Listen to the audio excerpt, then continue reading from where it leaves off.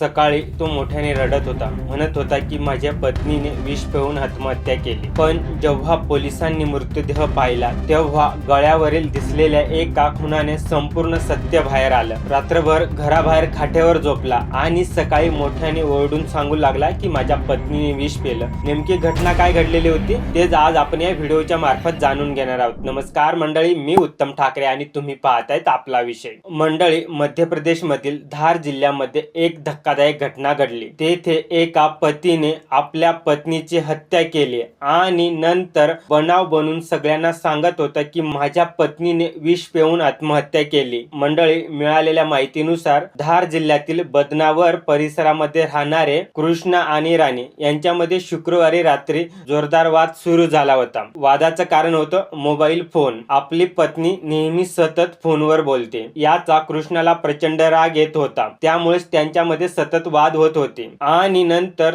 तो रागाच्या भरामध्ये घराबाहेर निघून गेला. काही वेळाने कृष्णा दारू पिऊन घरी आला होता. घरी त्याची पत्नी गाढ झोपेमध्ये होती. आरोप आहे की रागाने कृष्णाने तिच्या पाठीवर बसून तिच्या साडीने गळा दाबला आणि तिची हत्या केली. पत्नीचा मृत्यू झाल्यानंतर त्याने शांतपणे एक बनाव रचला. तो घराबाहेर आला आणि चक्क खाटेवर झोपला, जेणेकरून त्याच्यावर संशय येऊ नये म्हणून. दुसऱ्या दिवशी सकाळी त्याने मोठ्याने रडायला सुरुवात केली. तो नातेवाईकांना सांगू लागला की राणीने विष पिऊन आत्महत्या केली. घटनेची माहिती मिळताच तात्काळ त्या ठिकाणी पोलीस गेले आणि येथूनच संपूर्ण घटनेला एक वेगळं वळण लागलं. मृतदेहाची पाहणी करताना राणीच्या गळावर स्पष्टपणे फासाचे वळ दिसत होते. जर विष पाषाण केले असते तर असे वळ दिसले नसते. त्यामुळे पोलिसांना डाऊट आलं. त्यानंतर आरोपीने गुन्हा कबूल केला आणि पोलिसांनी त्याला ताब्यात घेतलेले. मोबाईलच्या कारणावरून सुरू झालेला वाद थेट एका महिलेच्या मृत्यूपर्यंत जाऊन पोहोचला.